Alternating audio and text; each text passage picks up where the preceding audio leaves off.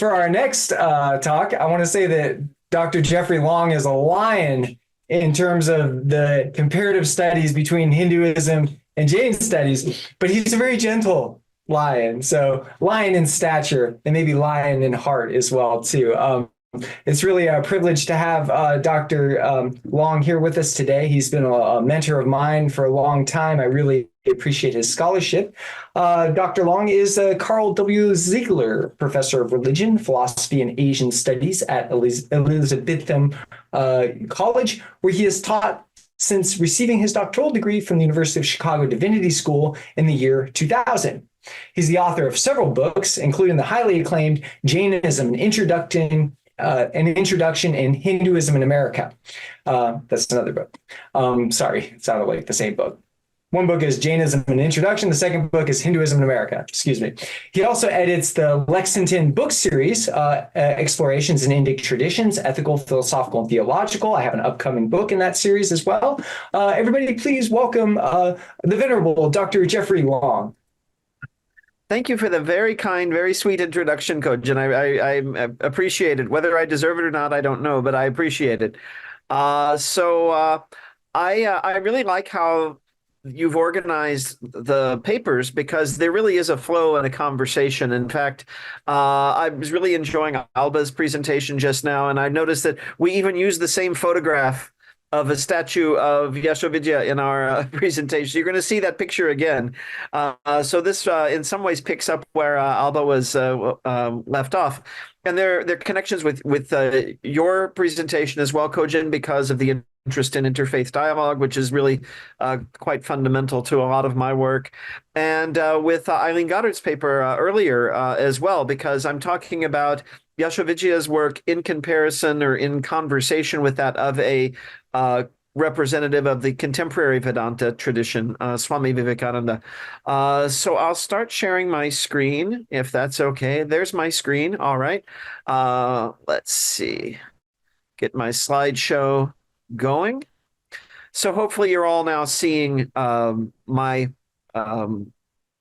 title page here. Jain Yoga and Integral Vedanta, a conversation between Yashovijaya and Swami Vivekananda.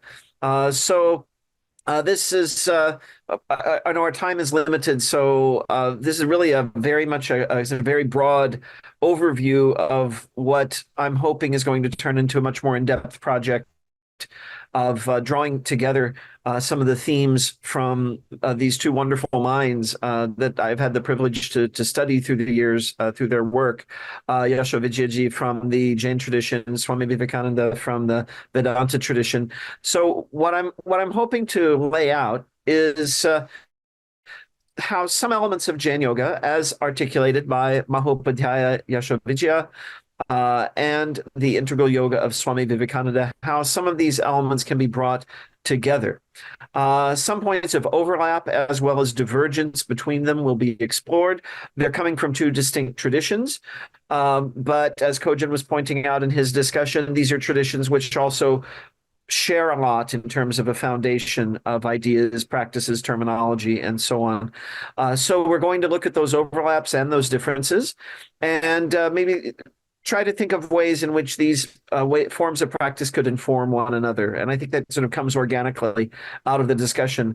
The two figures are really not all that terribly far removed in time, relatively speaking, because Yashovijaya comes near the end of what we often categorize as the pre-modern phase in Indian philosophy, and Swami Vivekananda is right there in the heart of the emergence of the modern phase.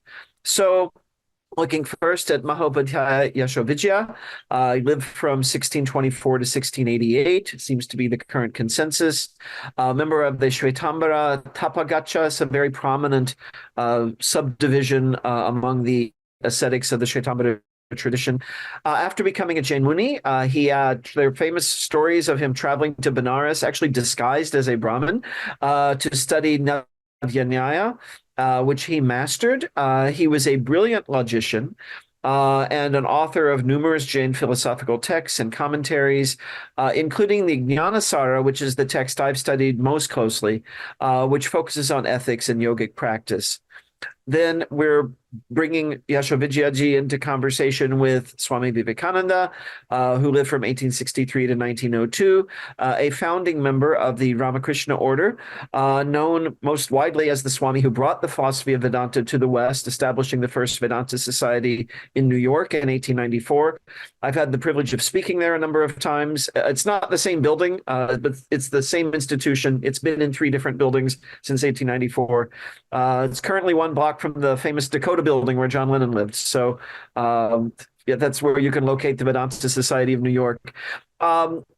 Based on earlier Hindu sources, such as the Bhagavad Gita and the teaching of his own guru, Sri Ramakrishna, Swami Vivekananda basically theorized, he didn't invent it, but he theorized the concept of the 4 yogas. And what seems to be his innovation is the idea of 4 yogas as independent paths to moksha, to liberation. The concept of these yogas, of course, is ancient, but typically what one finds in most Hindu literature is advocacy of one of these, with the others seen as preparatory disciplines or purificatory disciplines leading up to the one true yoga. And Vivekananda differs from that. He says, no, you can just take any of these paths and get there. So this is really his innovation that he brings to Hindu philosophy.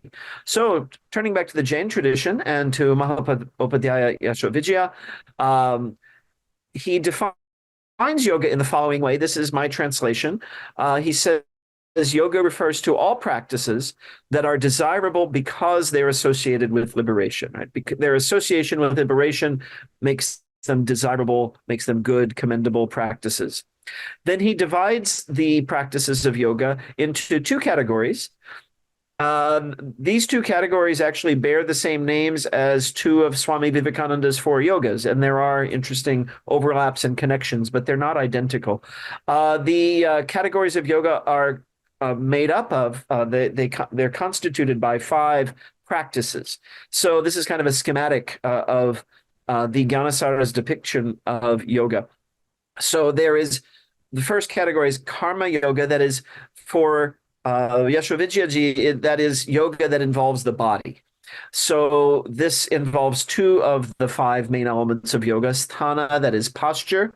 This seems very close to the asana concept of Patanjali's Yoga Sutra.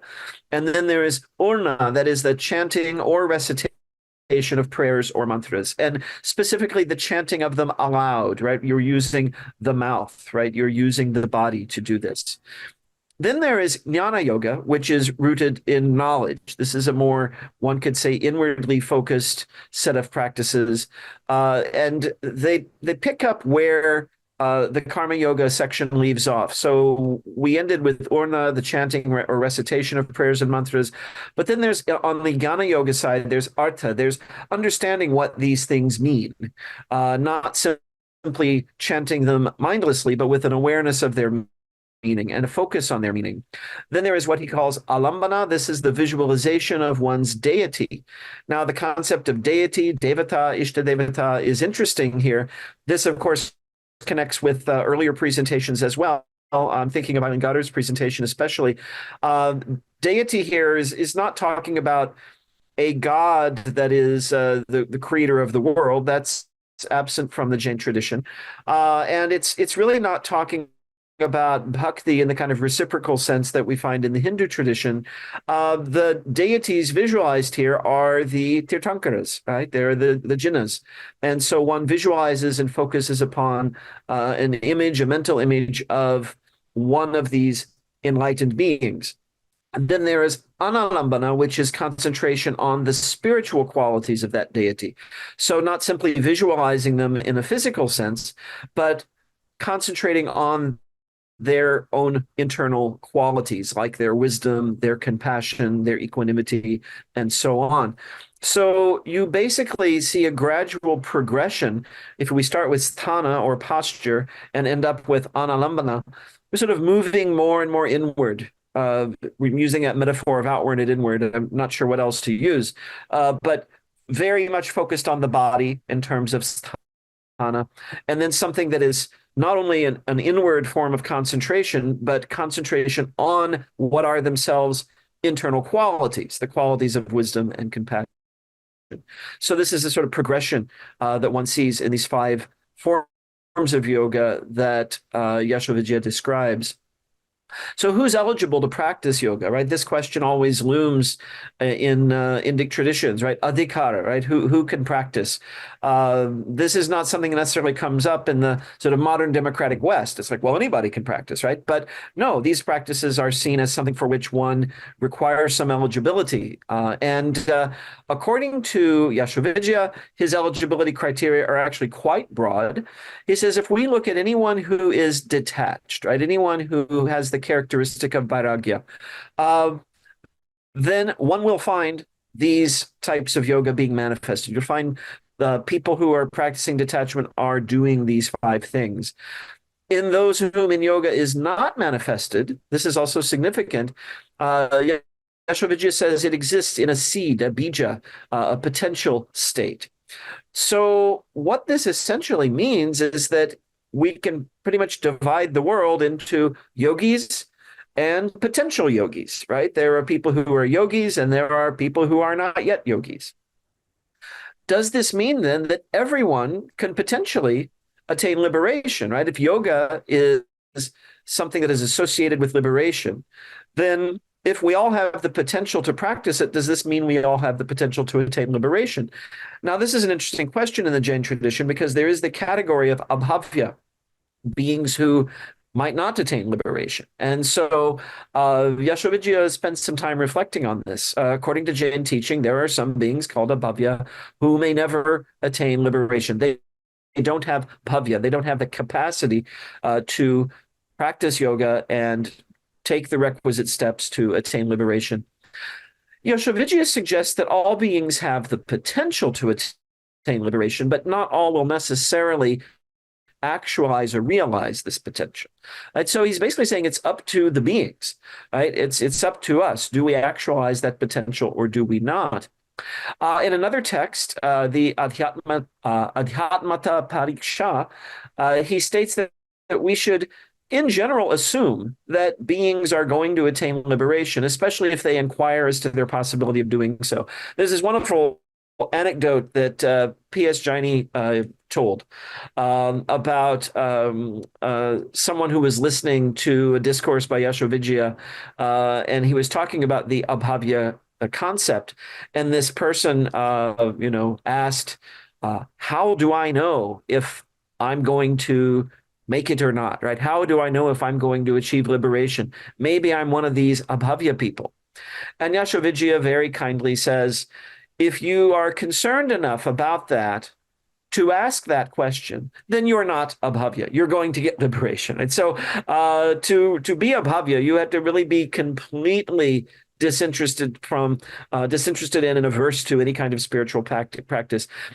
My interpretation, at least, of Yashovijaya, and I want to delve more deeply to confirm whether this is really the case, my sense that he's leaving the door open to the possibility that all beings might attain liberation. But there's always a possibility because we have some measure of freedom, we make choices, that there could be beings who just never choose to actualize and activate their potential for liberation. So saying yes, according to Jain teaching, such beings, such a possibility is there. But he seems very much to be on the side of wanting to see liberation as something that the maximum number of beings might reach. And this is an interesting point of connection between him and our next figure with whom I'm bringing him into conversation.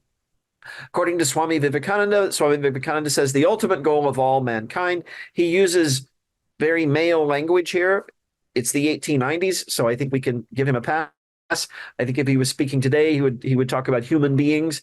But the ultimate goal of all mankind, he says, the aim and end of all religions is but one, reunion with God, and the emphasis here is mine, that I've added to this quote, what amounts to the same with the divinity which is every man's true nature. So I think what Swami Vivekananda is saying here is something that many Jains would be quite comfortable with. And again, from Eileen Goddard's presentation, she was drawing a connection with the Advaita Vedanta tradition as articulated by Shankara, that when people speak theistically of the personal God, that is a way of visualizing, that is a sort of way to what is really the inherent divinity, the self, the Paramatman that is within. And so this was Swami Vivekananda's way of thinking, certainly. So when he uses God language, he really is sort of using a language for something that is seen as internal. He says, while the aim is one, the method of attaining may vary with the different temperaments of people. Both the goal and the methods employed for it are for reaching it are called yoga. So this is his definition of yoga. So the goal of attaining this ultimate realization, this ultimate reunion with our true self, and the means for attaining it. So a word derived from the same Sanskrit root as the English yoke, meaning to join us to our reality, God, right? So this is his definition of yoga. He says there are four basic types of yoga. There is karma yoga, which for Swami Vivekananda has a very particular meaning. It involves selfless service to suffering beings. And this, the ultimate aim of this is to help us give up our egotism, give up our sense of ego through service. Then there's bhakti yoga, the path of devotion, loving devotion and surrender to a personal form of divinity, to one's ishta devata.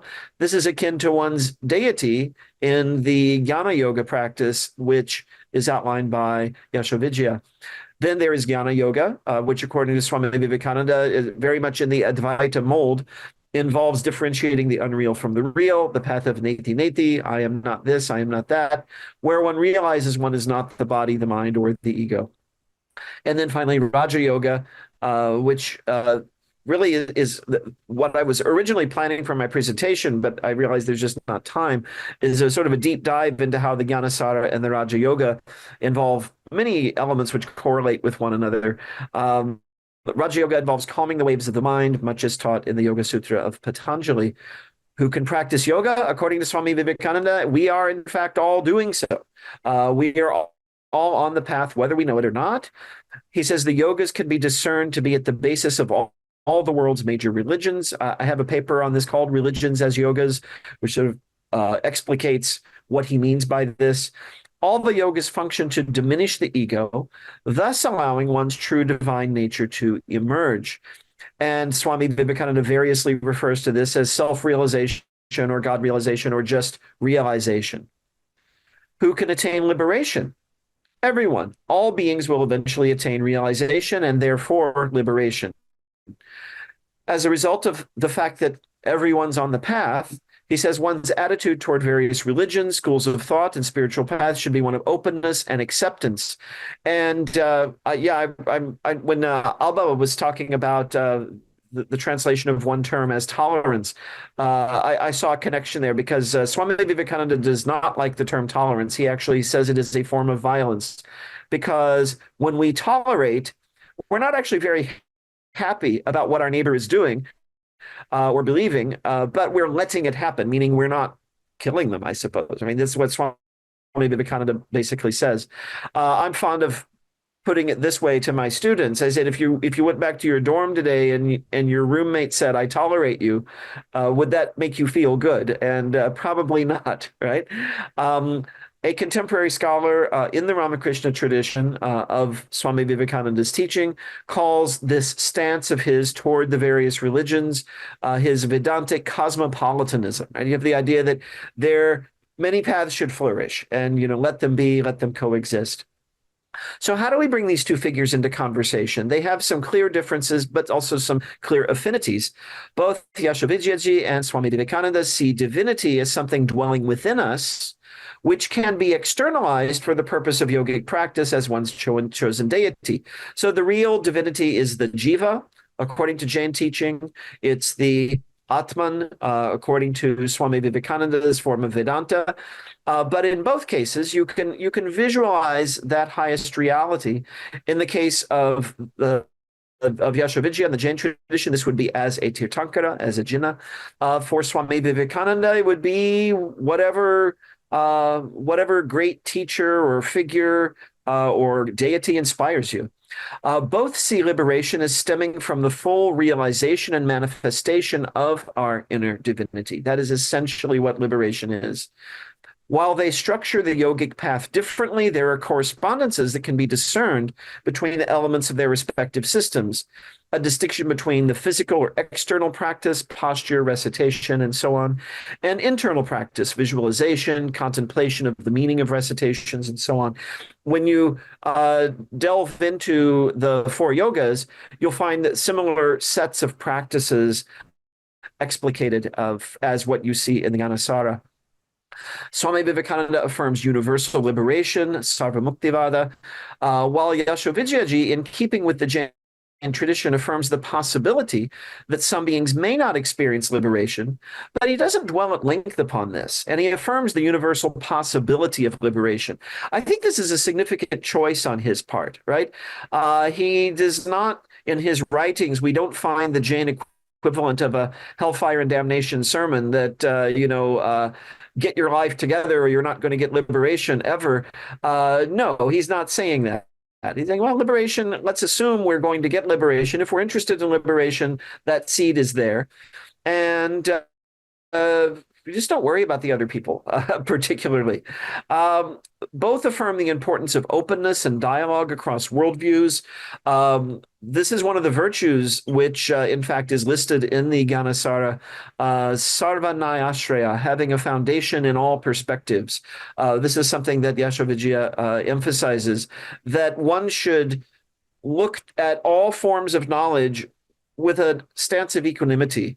That is, give all of them a chance and use logic and apply rational skills to determining what is acceptable, what is not acceptable, but not to dismiss anything out of hand before investigating it. This is similar to Swami Vivekananda's cosmopolitanism as well. He does not talk about accepting every tradition in its every respect, right? This is a common misinterpretation that arises sometimes because he does sound like that in some of his lectures. But the idea that it's fundamentally a good thing that there are these many perspectives, many views, and that we can learn from all of them. And both of them demonstrated this in their lives through their study of the various traditions that they encountered and the incorporation of their knowledge of many traditions into their philosophical works.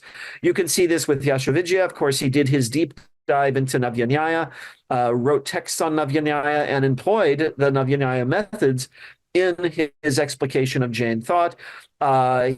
He also cites texts from outside the Jain tradition, like the Bhagavad Gita. He uses terminology like Parabrahman and Paramatman when he's talking about the jiva. So he's was quite open to non-Jain traditions and to affirming things that he found in them that he agreed with. Swami Vivekananda similarly quotes Christianity, quotes Buddhism. He draws from a wide array of sources. Why are these two figures interesting, and why do we want to bring them together? I think they're great role models in today's polarized world. These are the kinds of minds I think we need more of. Broad-minded, critical, and yet at the same time open to exploring everything, and not prejudicially setting any tradition aside prior to the investigation. So that's the end of my presentation. I think I might have gone a little over time, but thank you for your patience. All right. Thank you very much, Dr. Longji. That was a brilliant presentation as always. And here's to having good role models within different diverse religious traditions. I think that was a really nice note to end on. If only more people demonstrated those types of virtues.